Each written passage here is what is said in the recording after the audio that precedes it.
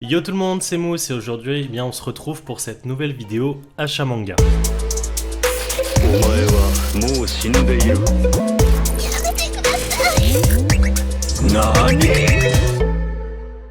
On démarre sur la partie shonen du coup avec le tome 14 et 15 de Black Clover. J'adore la série, j'accroche complètement, j'adore l'univers. L'évolution du héros avec sa rivalité avec son meilleur ami, elle est folle. Donc vraiment rien à dire, je le conseille à fond quoi. Je veux dire tout ce qui est milieu magique et de ça, c'est super bien traité, il y a beaucoup de choses à voir, donc vraiment ouais, Black Clover, je le recommande. On enchaîne avec une Perfect Edition, Evangelion du coup le tome 2. J'adore, franchement j'adore. Comme je l'avais dit dans la précédente vidéo, donc sur le tome 1, je suis pas trop fan du milieu un petit peu mecha et de ça, et en fait ça marche super bien sur celui-là je trouve, donc...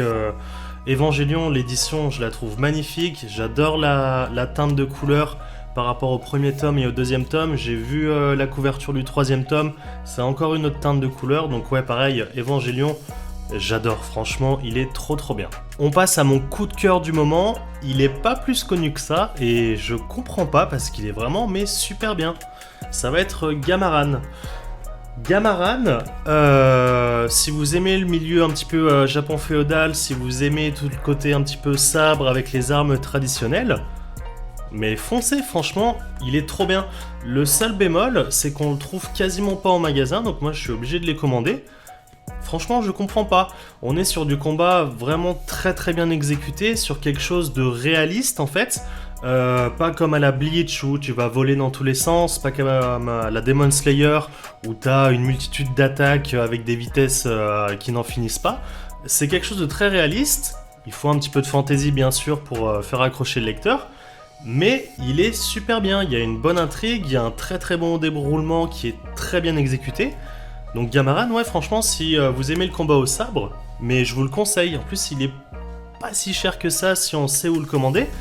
Donc franchement ouais vraiment très bonne lecture. Une autre découverte, je vais commencer avec le tome 1, ça va être Claymore. Claymore donc du coup du tome 2 au tome 5. Génial, franchement génial. Le petit côté un petit peu démon, un petit peu ouais moyenâgeux, j'aime beaucoup. Ce que je trouve un petit peu dommage par contre, c'est le côté esthétique.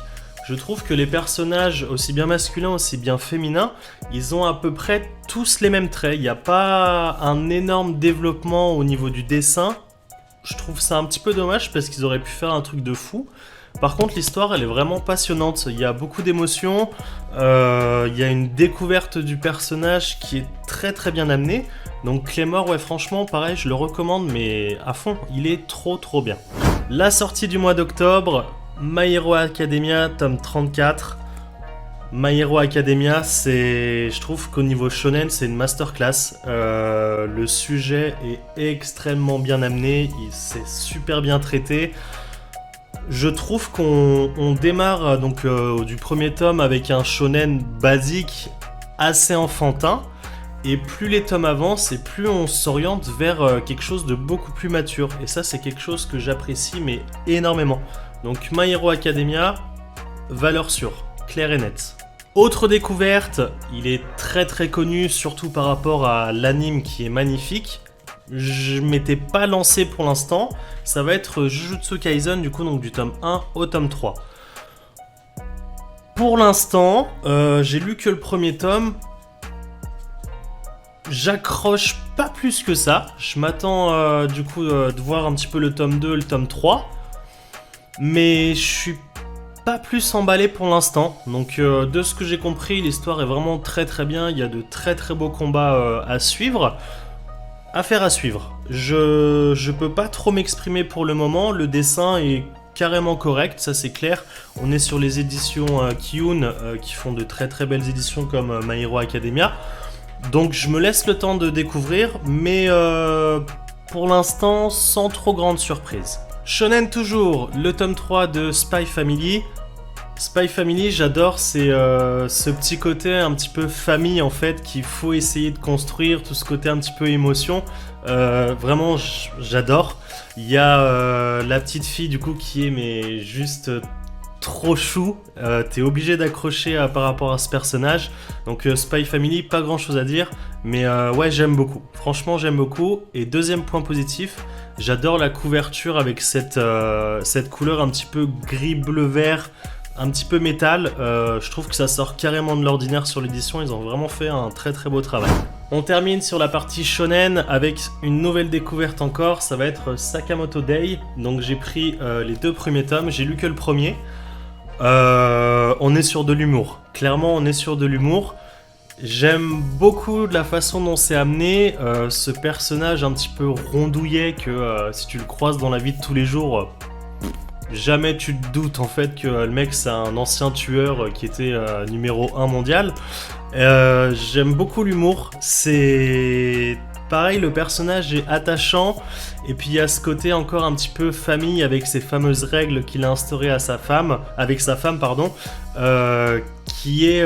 ouais, tu peux pas rester insensible devant ça. Donc Sakamoto Days, c'est pas le truc sur lequel je me rue, mais la lecture est très très agréable. On vient de finir la partie shonen et il y a déjà une sacrée pile. Partie seinen. Seinen, énorme claque dans la gueule. Clairement, énorme claque. J'en ai parlé sur une précédente vidéo sur les mangas que je voulais absolument avoir dans la Mangatech. J'ai sélectionné un titre parce qu'il n'y a pas beaucoup de tomes, donc là j'ai l'intégrale. C'est Mauvaise Herbe, donc du tome 1 au tome 4, il y a l'histoire complète. Un choc émotionnel en fait. Ça faisait très longtemps que j'avais pas ressenti ça, que ce soit devant un film ou que ce soit même en lecture. Je suis abasourdi. L'histoire, elle est tellement profonde, ça te donne une image en fait de la société. Alors après, on est sur une société type Japon, mais en France, on rencontre, je pense, les mêmes problèmes sur cette difficulté à intégrer les jeunes dans les foyers parce qu'il n'y a pas assez de place, et puis sur les lois qui sont malheureusement parfois très mal faites. Mauvaise Herbe, personne très sensible, attention, parce qu'il va vous retourner en deux celui-là, mais je pense honnêtement que c'est un des mangas préférés que j'ai dans ma Mangatech. Vraiment, il est époustouflant émotionnellement en fait. Le sujet est très bien traité, le dessin est très joli, très bien exécuté, et puis t'as un message fort derrière qui... Ouais, tu prends un bus scolaire en pleine tronche quoi, clairement. Il est incroyable. Les covers, on est, j'ai l'impression un petit peu, tu vois, sur du dessin un petit peu aquarelle, je sais pas trop comment l'expliquer, mais les couvertures, elles sont trop belles. Tome 3 et enfin le tome 4. Franchement, lecture que je conseille mais à 2000%. Moi j'ai adoré, vraiment j'ai adoré. Rien que d'y repenser, ça me donne des frissons tellement il est bien. Donc celui-là vraiment, il faut que vous l'ayez, il faut que vous le lisiez absolument. Kingdom, je me régale. Franchement, je me régale. C'est très bien raconté. Le dessin, ça y est, je m'y suis enfin fait. J'avais un petit peu du mal avec les expressions faciales. Je trouvais que ça faisait pas trop manga en fait. Ça sort vraiment de l'ordinaire. Valeur sûre, franchement. Le seul truc qui me freine un petit peu, c'est que la série, je crois, il y a plus de 60 tomes. Donc, ouais, au niveau budget, au niveau place, ça peut freiner 2-3 personnes. Mais franchement, j'ai rien à dire dessus. Les décors sont magnifiques, l'histoire, pareil, est très bien racontée. Le côté suspense, t'as vraiment l'impression en fait d'être dedans, c'est incroyable. Kingdom, pareil, il vous le faut. On passe cette fois sur un one-shot, ça va être Ningyo. Ningyo, l'histoire est pas mal. Il y a une bonne morale. Par contre, déjà ça se lit beaucoup trop rapidement. Je l'ai lu, je crois, à peu près en 20-25 minutes, même pas. Il y a beaucoup d'images, il n'y a pas assez de dialogue. Le prix est à peu près 10 €. 10 € pour 20-25 minutes de lecture pour un sujet qui a déjà été traité de nombreuses fois. je suis pas trop fan. La cover par contre est très très belle, c'est ça qui m'a poussé à l'acheter. Mais sans plus. Sans plus, je pense que pour du one shot, il faut que tu aies quelque chose d'accrocheur directement qui te tienne jusqu'au bout. Et là, c'est... Moi, je l'ai lu pour le lire, mais je suis pas plus convaincu que ça. Donc, essayez de le trouver en scan. Peut-être qu'il doit être gratuitement quelque part sur internet. Mais 10 balles pour ça, bof. Franchement, bof. Là, la dernière partie, Seinen, masterclass. Masterclass. Vagabond, tome 4 et tome 5. Les couvertures, déjà, ça veut tout dire, franchement. Le dessin, il est ultra maîtrisé.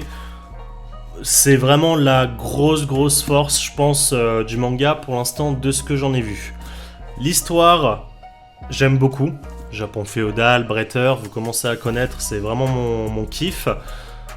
Le tome 5, du coup, par contre, on se rapproche un petit peu sur cette image de ce livre, en fait, qui comporte que des dessins. Il n'y a pas trop de dialogue, il y a un espèce de combat qui te prend le tome entier. Ouais, tu regardes un livre d'images, en fait. Donc, pas trop convaincu sur le 5. Je sais que le manga est une valeur sûre, moi personnellement je l'adore, mais un petit peu déçu de ne pas avoir trouvé plus de dialogue que ça. Autre petit point négatif sur Vagabond pour ceux qui veulent se lancer sur la série, je rappelle c'est 37 tomes, le manga est en pause indéterminée, il n'y aura peut-être pas de fin. Par contre, le prix, excusez-moi, on est sur à peu près un 10 € par tome. Je sais que le dessin c'est une masterclass qu'il est incroyable, il y a vraiment cette impression de ressentir ce que le personnage est en train d'endurer de par les expressions faciales, mais c'est un peu cher quand même, franchement. Moi je les touche à peu près à 8,60 € quand tu sais à peu près où chercher en neuf, mais même comme ça je trouve que ça fait très cher.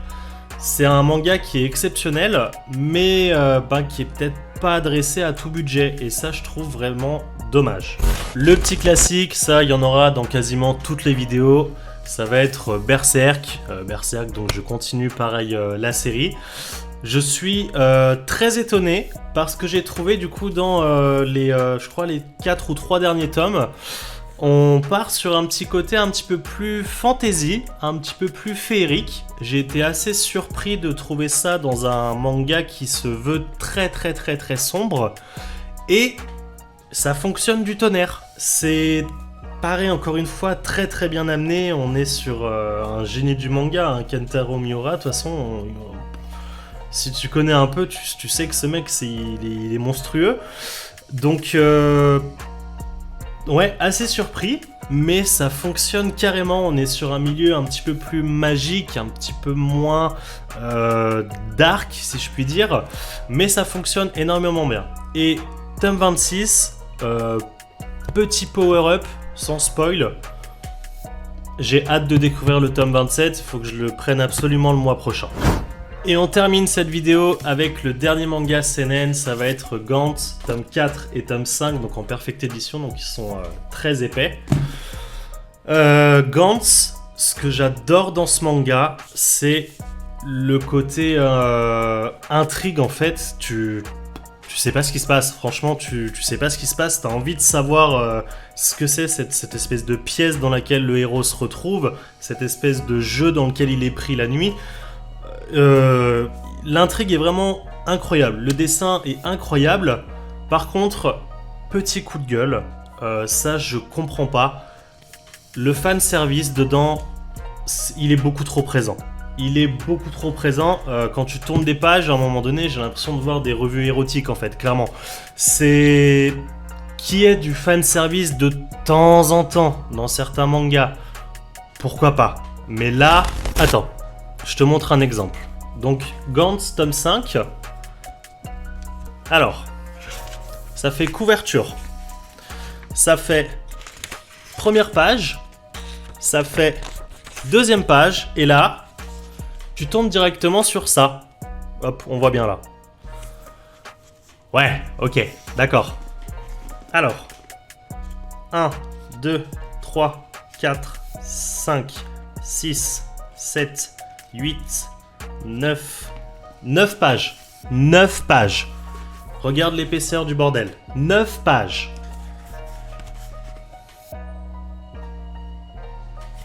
Voilà. Que ça plaise à certaines personnes. Ouais. Oui, la fille est très jolie. Oui, on va pas se mentir, la fille est très jolie. Mais moi, j'achète pas un manga pour ça. Je suis désolé, dans ce cas-là, j'achète directement un hentai ou je vais sur internet. Enfin voilà, t'as compris. Non, je vois pas l'intérêt. Franchement, ils ont pas besoin de ça en plus pour le vendre. L'histoire est trop bien. Donc ouais, gros coup de gueule par rapport à ça. Moi, je trouve que c'est de l'érotisme. Je sais pas trop comment l'appeler, mais c'est gratuit en fait. T'as pas. Je trouve ça vraiment dommage qu'il y ait ça dans le manga. Après, le Japon, on sait tous que c'est une culture complètement différente de la nôtre. Mais je trouve ça quand même un petit peu abusé. En tout cas, j'espère que la vidéo vous a plu. Moi, je prends de plus en plus plaisir du coup à vous faire découvrir plein de choses, à voir vos commentaires, à interagir avec vous. Je trouve ça trop bien. On se retrouve du coup la semaine prochaine pour une nouvelle vidéo. Ciao!